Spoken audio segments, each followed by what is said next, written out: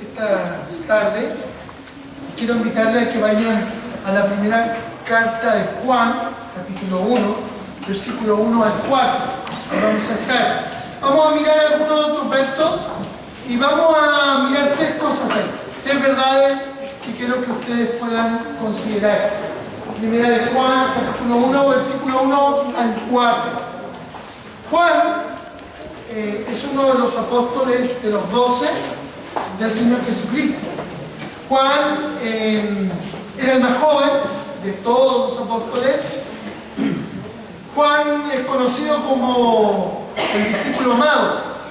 Algunos piensan que por llamarle y ser conocido como el discípulo amado era un poco mamón, o era un poco medio tiernucho, lo ven un poco debilucho.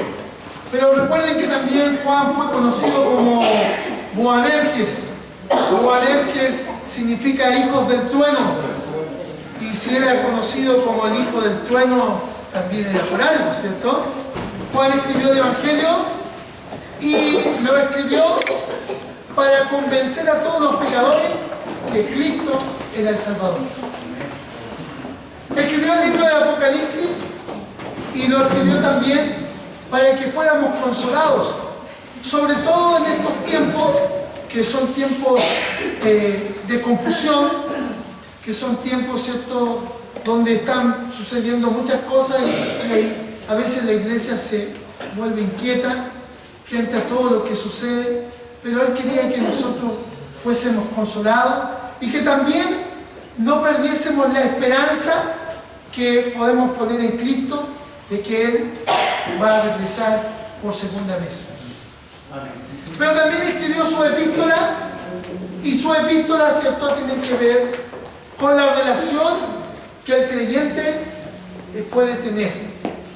Y específicamente porque esta epístola nos habla acerca de palabras tan importantes como conocer, saber, comunión, ¿cierto? Nos hablan acerca de todo esto.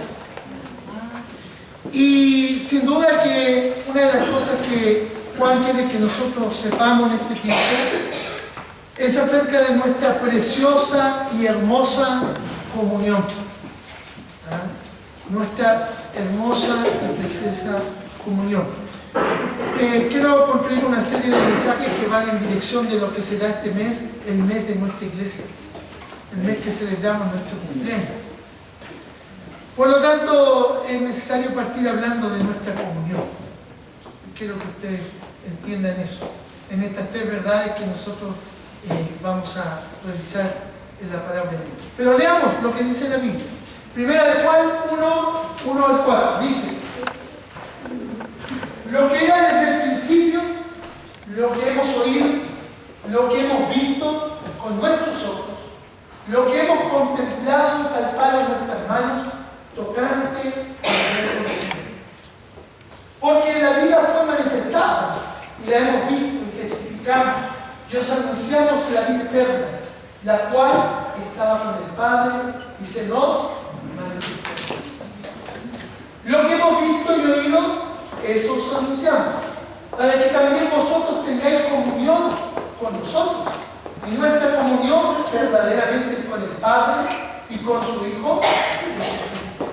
Estas cosas os escribimos para que vuestro gozo sea cumplido.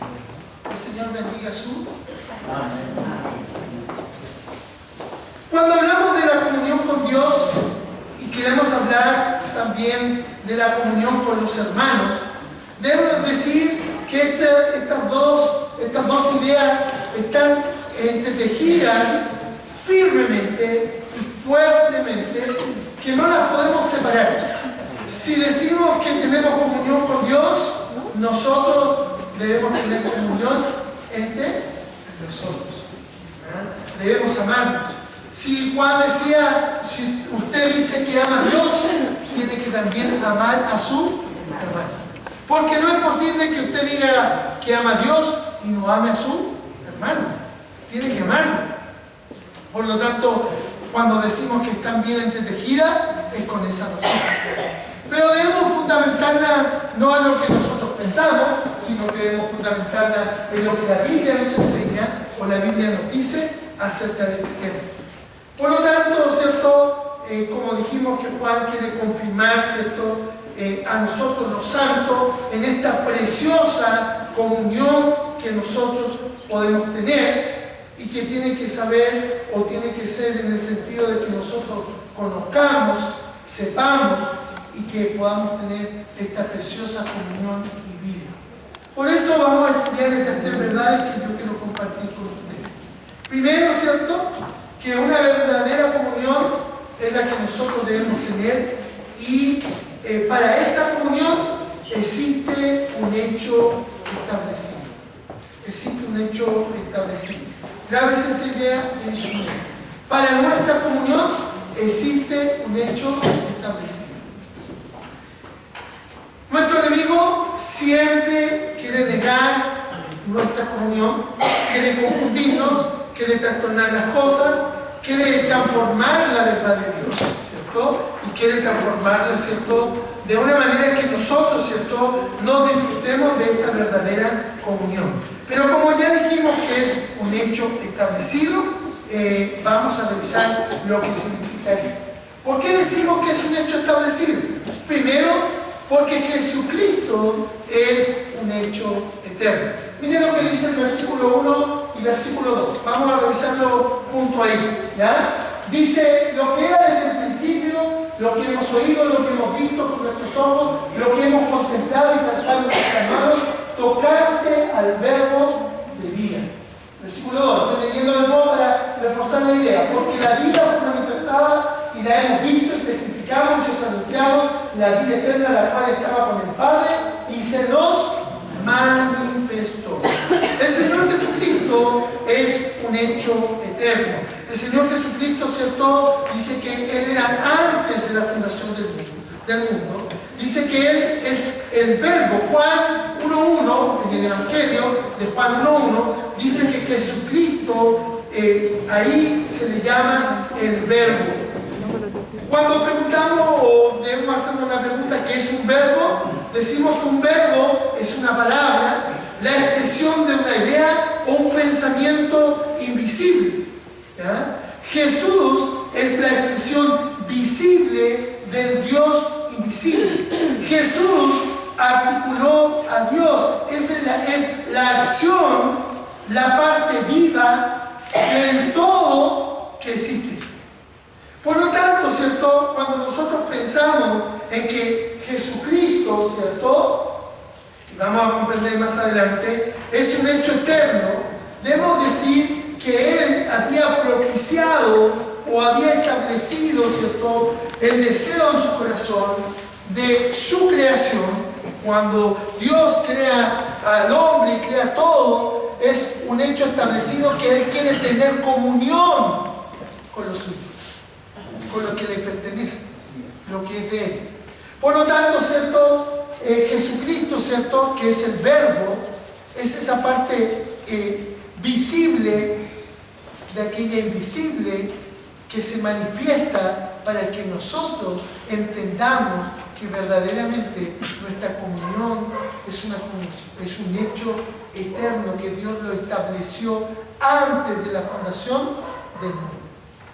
Pero no solamente debemos decir que Jesucristo es un hecho, para pensar, ¿cierto?, que este es un hecho, ¿cierto?, establecido, que Jesucristo es un hecho eterno, sino también debemos decir, ¿cierto?, que cuando pensamos en este verbo, que es la parte visible de aquella invisible que fue antes de la fundación del mundo, de hecho, Hebreo, ¿cierto?, que es escrito, dice que Dios nos ha hablado de muchas maneras, pero hoy día, hablando de Jesús como el verbo, nos dice, Él nos habla por medio del Hijo. Jesús no solamente es un hecho eterno, sino también Jesús es un hecho físico. Dice Juan, ¿cierto?, que Jesús no era un fantasma, ¿cierto? Que Jesús no era un espíritu. Él quiere dejarlo muy claro, Él quiere dejarlo muy en evidencia, y de hecho dice, ¿cierto?, lo que hemos oído, lo que hemos visto con nuestros ojos, dice él, lo que hemos contemplado, incluso él dice, lo que palparon, lo que tocaron nuestras manos, tocante al verbo de vida.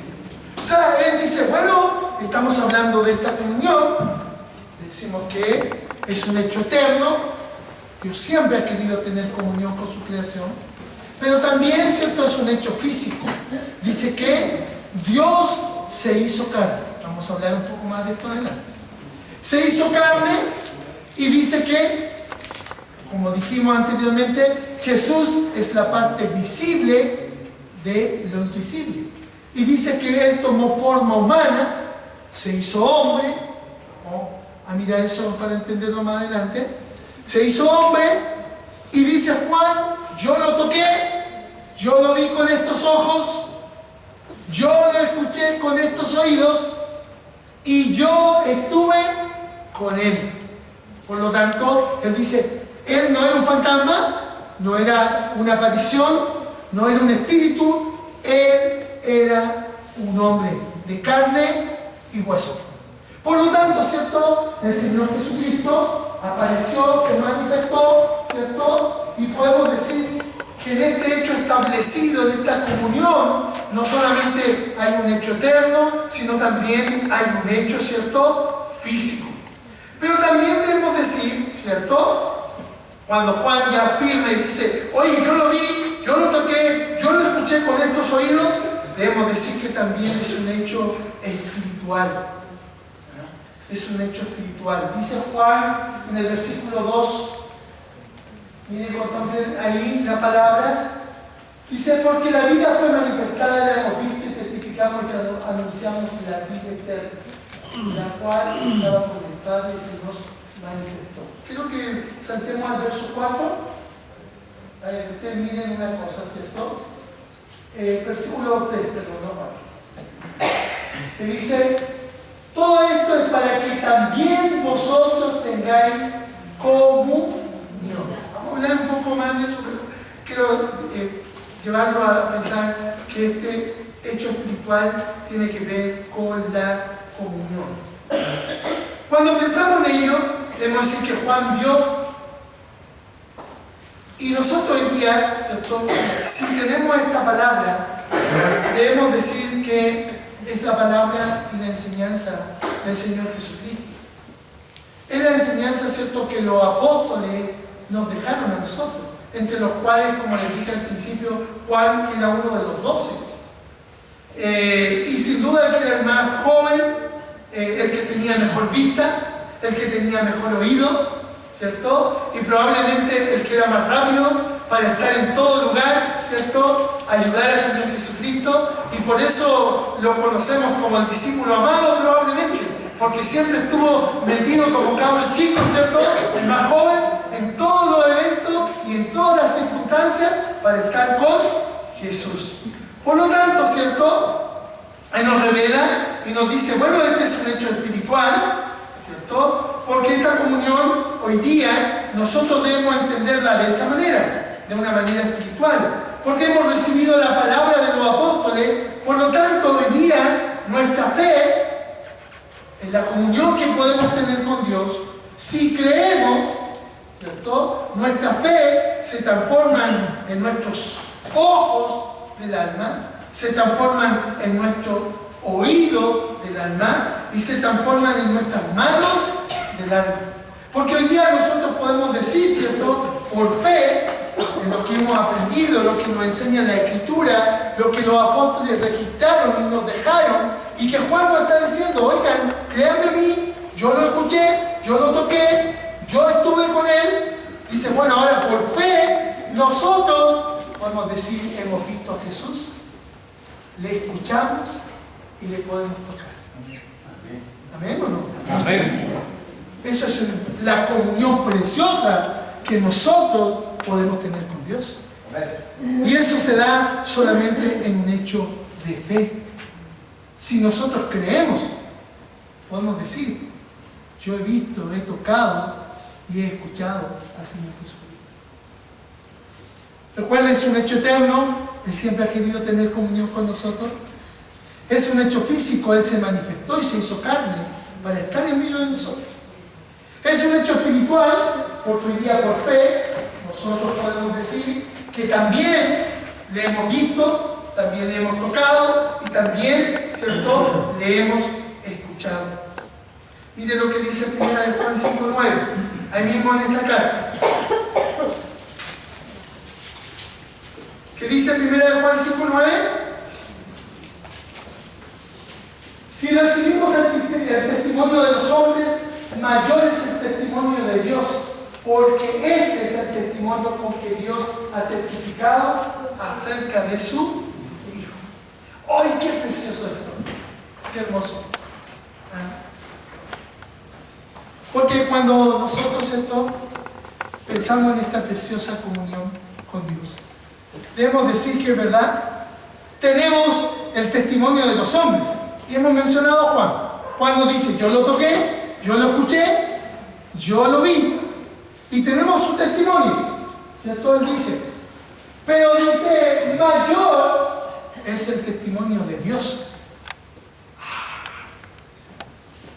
Juan dijo que nuestro espíritu, que el Espíritu Santo da testimonio a nuestro espíritu de que tenemos comunión con Dios. ¿Sabe? Juan es el que dice que había una promesa para nosotros y que dice que esa promesa es que el Espíritu de Dios ya no iba a estar con nosotros, sino que el Espíritu de Dios iba a estar en nosotros. Por lo tanto, cuando usted dice, yo he recibido a Cristo como mi Salvador personal y ahora Dios vive en mi corazón, ¿se acuerda lo que decía Juan mismo en Apocalipsis 3:20? ¿Podemos leerlo? Apocalipsis 3:20 dice, he aquí yo estoy a la puerta y llamo. Si alguno oye mi voz y abre la puerta, entraré a él y cenaré con él y él conmigo. O sea, esa comunión espiritual no es solamente por el testimonio que nos han dejado los apóstoles, el fundamento que han puesto, sino también porque hoy día nosotros que conocemos a Dios, que le hemos oído, que le hemos visto, que le hemos tocado, podemos decir, Él vive en mí. Él vive en mí. Amén. Están volando, parece. Voy a repetir. Él vive en mí. Ahí sí son un poco más bonitos. Él vive en mí. Y puedo decir, bueno, no solamente por el testimonio, ahora yo lo sé porque Él vive en mí. Esa comunión ha sido provista por Dios para todos nosotros.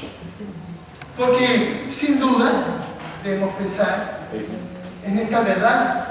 Y estamos en el versículo 3 ahora, primera de Juan, ¿cierto? Donde estamos, capítulo 1. Y qué importante, ¿cierto? Porque cuando hablamos de la fe, y debemos decir que este es un hecho establecido, ¿cierto? Ya quedó claro eso. Establecido porque es eterno, antes de la fundación del mundo, porque es físico y porque es espiritual, ¿cierto? Por eso decimos que es un hecho establecido. Pero también es un hecho que debe ser vivido, ¿ya? O sea, un hecho de vida. Jesucristo en el Evangelio de San Juan dice que Él ha venido para que nosotros tengamos vida. Y esa vida sea una vida en abundancia. Por lo tanto, cuando nosotros pensamos, ¿cierto?, en nuestra vida como creyentes, debemos decir, por eso ninguno de nosotros somos abogados, ni necesitamos un abogado. Nosotros somos, ¿qué somos? ¿Qué? Hijos. Pero estamos hablando de un tribunal. Si yo digo, no somos abogados, ¿qué somos? ¡Ay! Mira lo que dice ahí, pues. Están durmiendo. Despierten. Somos testigos. Si no somos abogados, somos testigos. ¿Somos testigos de qué? De esta comunión, que es un hecho establecido, porque fue en la eternidad pensado, porque es físico, se manifestó a nosotros, y es espiritual, porque aún cuando tenemos un testimonio, ¿cierto?, de los apóstoles, nosotros también podemos decir lo vimos, lo tocamos y lo escuchamos, porque el Espíritu vive en nosotros, está en mí. Y debe ser vivido, ¿cierto? Porque dice lo que hemos visto y oído, eso os anunciamos para que también vosotros tengáis comunión. La comunión, ¿cierto? No se trata de dos personas que toman café, o no se trata de dos personas que celebran que Chile ganó el miércoles.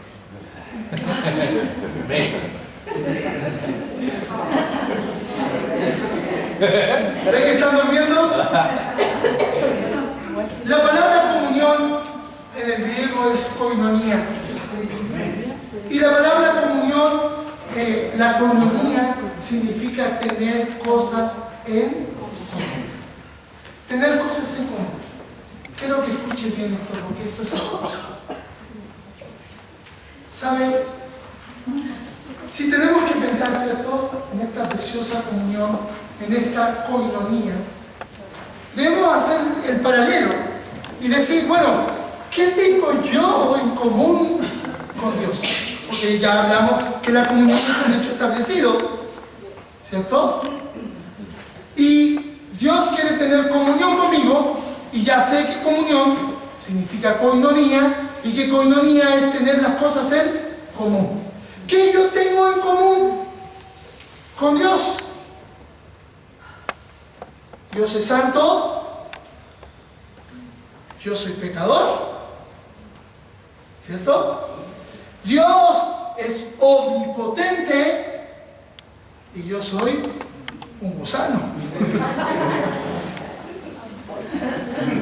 Había uno que me decía, pastor, yo soy un punto en el universo. Y yo le decía, ni te alcanza ni para punto. Oye, cuando uno piensa y hace este paralelo, ¿cierto?, podemos seguir haciéndolo y decir, Dios es eterno y nosotros somos mortales. Dios es perfecto, nosotros imperfectos. Es decir, si tuviésemos que decir qué tenemos entre común nosotros con Dios, debemos responder inmediatamente, no tenemos absolutamente nada en común Él y yo. Existe entre nosotros un gran abismo, existe un gran espacio que nos separa. No podemos por nosotros mismos tener comunión con Dios. Por eso, ¿cierto?, cuando leemos Juan, debemos entender esto tan hermoso que dice que el Señor envió al Señor Jesucristo. Y Él, ¿cierto?, a través de Jesús, toma la forma humana. Dios toma la forma humana, toma carne humana. Él toma esa naturaleza humana para que usted y yo podamos tener la naturaleza divina. Y para que usted y yo tengamos esa naturaleza divina con el único propósito de que usted y Él, o Dios y nosotros, tengamos koinonia. Miren lo que dice en 2 de Pedro 1:4, por favor. 2 de Pedro 1:4 dice,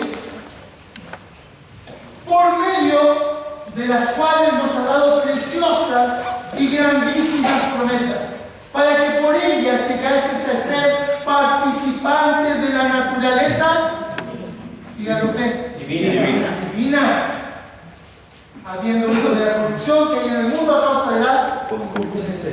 Mire, Él tomó la forma humana, Él tomó carne, se hizo hombre, habitó, se manifestó a nosotros con el único propósito de que usted y yo tengamos con Él comunión. Tengamos algo en común. Debemos decir que el Señor Jesucristo se hizo hombre para que nosotros pudiésemos tener comunión con Él. La encarnación de Cristo para nosotros los creyentes cobra sentido porque Cristo tomó la naturaleza humana para compartirnos tuviésemos a nosotros la naturaleza divina y pudiésemos nacer del vientre de la gracia y así pudiésemos tener comunión, esa comunión preciosa y plena. ¿No es hermoso este pensamiento? Mire qué hermoso. Sin duda que es hermoso pensar, porque nuestra salvación tuvo un precio, y dice que ese precio fue precio de sangre. Cristo tuvo que morir en la cruz. Pero cuando hablamos de su encarnación, tenemos que decir que Él tomó la carne humana, porque era la única forma posible de transmitirnos esa naturaleza divina para que tuviésemos comunión. Porque el propósito de Dios no solamente era salvarnos, sino tener comunión. Porque Él nos ama, porque Él te ama a ti, porque Él sobre todo me ama a mí. Digan, no, nadie dijo algo, Él nos ama a todos por igual, ¿cierto? A todos nosotros por igual. Por lo tanto, esa comunión es valiosa, esa comunión es preciosa, esa comunión que hoy día nosotros podemos tener. Y vamos a hablar de ello, porque es la comunión con Dios, y dijimos que estas dos comuniones, la comunión con Dios y la comunión entre nosotros, es una comunión que está entretejida y que es solo posible si nosotros estamos en comunión con Dios.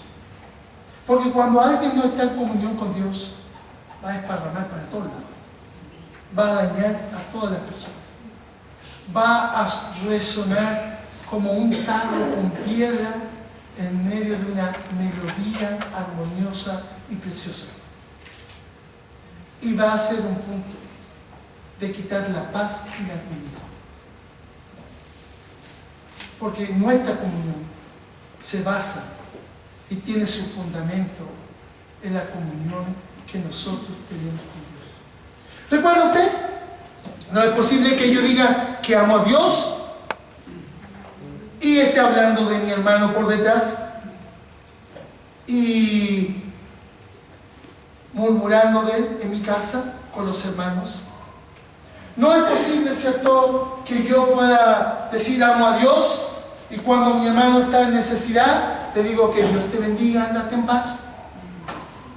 No es posible que yo diga yo amo a mi hermano, ¿cierto?, y lo veo en un problema y no le diga, hermano, oremos, yo voy a orar por ti, voy a interceder y voy a estar en oración por ti. No es posible que cuando veo a un hermano y lo veo desanimado y no quiere venir a la iglesia, digo, qué bueno que no viene. O lo animo. Digo, hermano, te hemos extrañado. Queremos verte en la iglesia. O sea, no es posible que yo diga que amo a Dios y no pueda tener comunión con Dios. Eso es falso. Eso es una mentira. Eso no es verdad. No estamos en comunión con Dios. No estamos viviendo la comunión de la cual Dios nos ha provisto. Él bajó del cielo, se hizo hombre y esa naturaleza humana la tomó. Y debo recordarles a ustedes que hacerse humano no era algo fácil. Porque Dios, dice Pablo en Filipenses, que dejó y veló su forma de ser Dios. Él tenía todo bajo sus pies. Pero por amor a nosotros, Él bajó. Por lo tanto, hermanos, si amamos a Dios, debemos tener comunión unos con otros. Mire lo que dice el Salmo 16:11. Vamos a leerlo. Y vamos a terminar con el verso 4. Ya vamos en el 3, llegamos al 4. Usted dice, gloria a Dios, está terminando rápido. Bien. Son algunos pecadores, ¿cierto? Vamos, dice Salmo 16:11. ¿Me mostrarás la senda de la vida? Juan, recuerde, dice que Jesucristo vino para darnos vida. En tu presencia hay permanezca para siempre. Cuando estamos en comunión con Dios, vamos a experimentar la plenitud de gozo. Cuando estamos en comunión con Dios, podemos, ¿cierto?, ver las delicias que están a su lado, que están preparadas para con nosotros. Por eso, hermano, no existe mayor gozo que nosotros hayamos conocido al Señor Jesucristo y que podamos tener coinonía, comunión con Él, que podamos tener esa comunión que todos nosotros tenemos hoy día y que podemos tener como creyentes, como hijos de Dios. Debemos decir, ¿cierto?, que hoy día el gozo es algo que desean todas las personas. Padres, madres, hijos, todo el mundo quisiera estar en un constante y en una plenitud de gozo, como dice el salmista. Pero volvamos al versículo 4 de 1 de Juan. Vamos allá. ¿Ya? Dice que todo el mundo quiere tener gozo. Lo busca, ¿cierto? Cuenta la historia de que una mujer perdió sus llaves, ¿cierto? Dio vuelta a toda la casa buscando las llaves. Pero cuando ya había buscado por todos los rincones, más de una vez pensó y dijo: voy a revisar mi cartera. Fue allá y adivinen qué, ahí estaban las llaves. Debería ser el primer lugar que debería haber comenzado buscando, ¿cierto? O el lugar que correspondía a buscar. A veces la comunión, debemos decir que nosotros la buscamos en el lugar que no corresponde. Si queremos tener gozo, debemos buscarla en el lugar que corresponde. Porque debemos hacer una diferencia, porque usted puede pensar y decir: bueno, pastor, los incrédulos también tienen gozo. Pero debemos hacer una diferencia entre un creyente y un incrédulo. Alguien que ha creído y alguien que no ha creído. Y esa diferencia debemos hacerla en una diferencia que hoy día vamos a establecer nosotros, que tiene que ver con gozo y felicidad. Y vamos a hacer una gran diferencia entre ambos. ¿Les gusta la idea o no? Ya, vamos ahí. ¿Ya? Cuando nosotros hablamos de gozo, ¿cierto?, debemos decir que el gozo es algo exclusivo de Dios.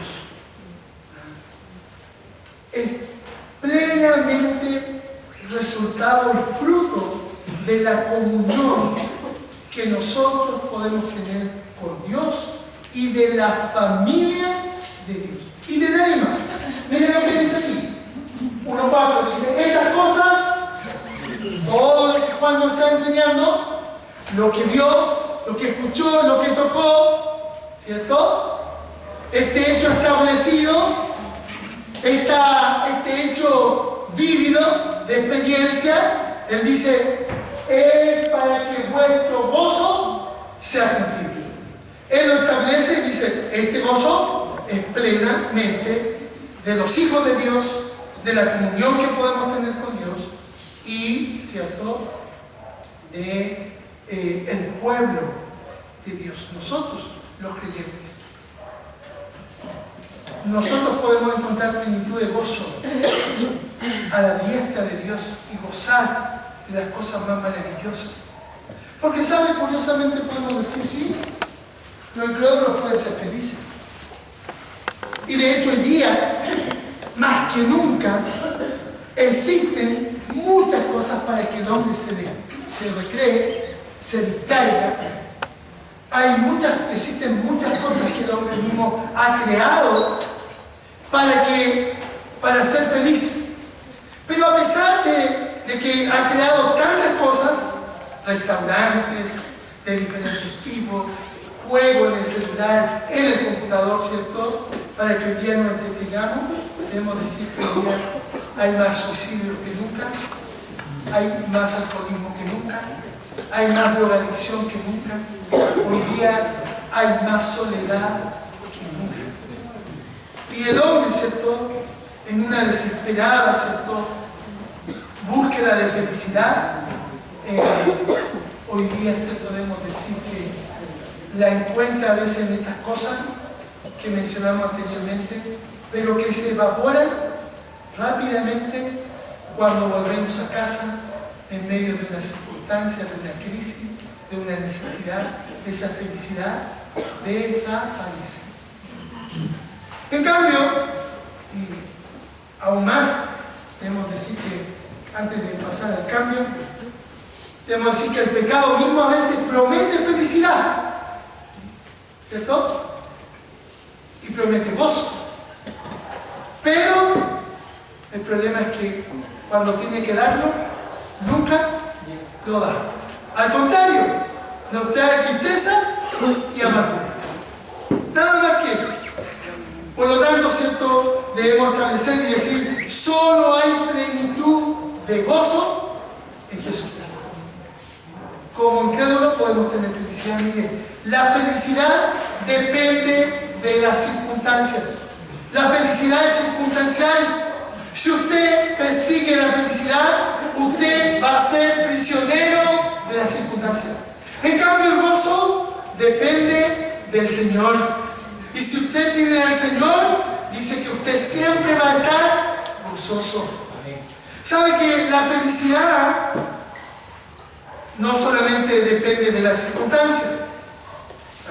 Porque si las circunstancias son adversas, probablemente usted va a estar triste y va a perder toda esa felicidad. En cambio, como el Señor nunca cambia, Él siempre nos va a tener en plenitud de gozo.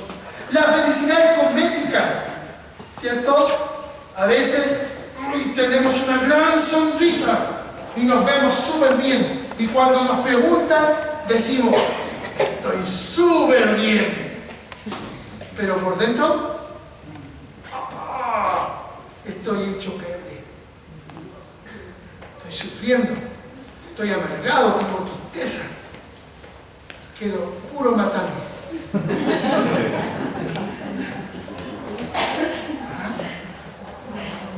Porque es cosmética. En cambio, el gozo, ¿cierto? Es carácter, es algo interno. Así como la cosmética es algo externo, el gozo es algo interno y tiene que ver con carácter, con postura, con optimismo, con posición. Yo me paro en la frente de la vida y digo, no importa lo que pueda estar viviendo, aunque mi padre me dejare, yo voy a estar contento y feliz porque el Señor me recogerá. Y Él está conmigo. ¿Ah? Miren qué diferente.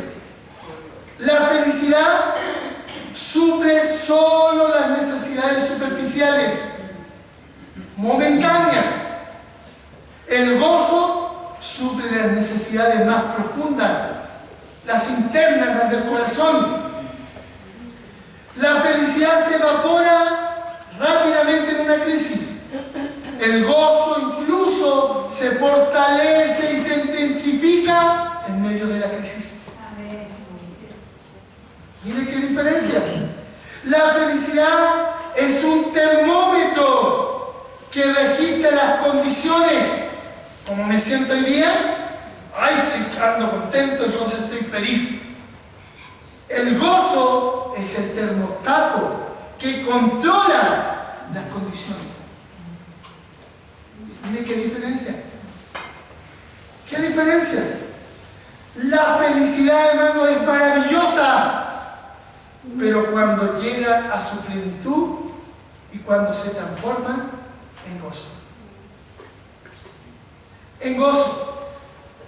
Cuando usted conoce el gozo del Señor, cuando usted tiene vida y su vida está fundamentada y está puesta en el Señor, podemos decir que nuestra comunión es una comunión, ¿cierto?, establecida, es un hecho estable, ¿cierto? Es un hecho vívido y es plenitud de gozo. Cuando pensamos en esta diferencia entre el gozo y la felicidad, usted y yo tenemos una tremenda oportunidad, porque hemos conocido al verbo de vida, porque ese verbo que conocimos, ¿cierto?, se está comunicando y está transmitiendo, porque sin duda Él está hablando con nosotros. Y esa comunión no solamente la puede, ¿cierto?, nosotros, mis hermanos,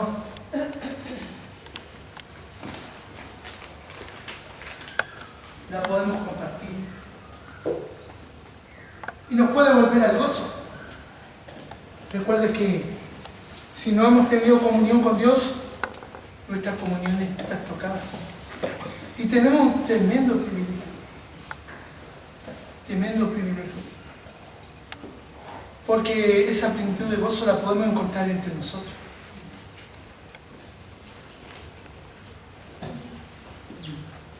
Un día este negrito llegó aquí, todo complicado. Se arrancó de su país, se casó aquí y no tenía trabajo, no podía salir de su casa y lo conocimos. Y me ha cuidado hasta la casa, se ha quedado en mi casa, ha dormido en mi cama cuando hemos salido de vacaciones. Esa comunión solo ha sido posible en el Señor Jesucristo. Oye, voy a acusarme en la cámara, Luciana.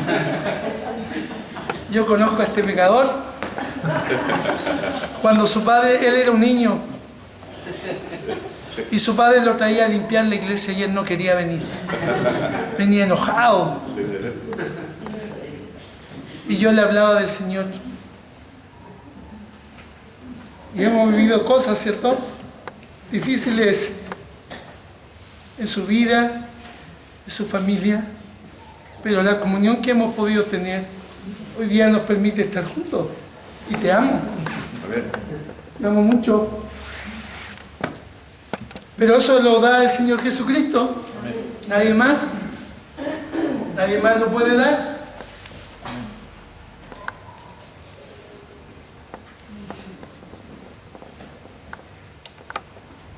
Recuerdo a una anciana, ¿cierto?, en el día de su muerte, cuando me vio entrar, dijo: ahí viene mi rey. ¿Se acuerda, hermana Elvita? La hermana María Coronado. Yo la tomé en mi brazo y dije: hermana preciosa, aquí estoy a tu lado. Y ella me dijo: pastor, ahora me puedo ir en paz. Y se quedó dormida en mis brazos. Qué hermosa comunión. Amén. Qué hermosa comunión. Eso solo lo puede proveer el Señor Jesucristo. Eso lo podemos tener nosotros, lo podemos disfrutar. Yo podría estar todo el día contando cosas de ustedes, cosas que hemos vivido juntos en estos 26 años, estando aquí, y que es precioso, y que nosotros debemos disfrutar. No hemos equivocado, hemos fallado, a veces hemos sido pecadores porque lo somos, y hemos andado en Egipto, como decimos nosotros, ¿cierto? Y a veces hemos hablado del pastor, hemos hablado del hermano, nos hemos quejado de la iglesia, pero tenemos que reconocer que aquí hay plenitud de gozo. Amén.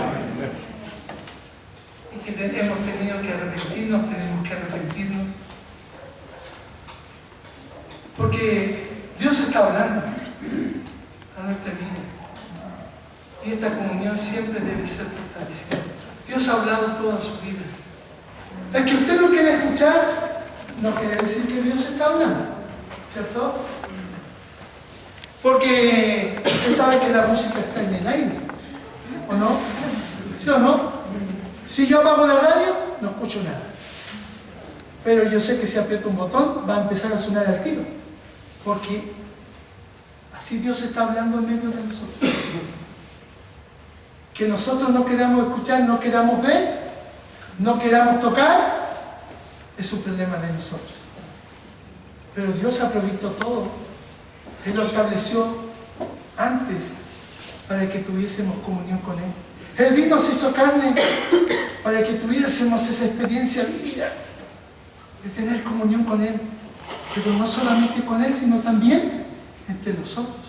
Y hermanos, tenemos que amarnos, tenemos que apoyarnos, tenemos que alentarnos, tenemos que ser misericordiosos unos con otros, debemos ser capaces de perdonarnos, debemos ser capaces de crecer y avanzar juntos, debemos ser capaces, hermanos,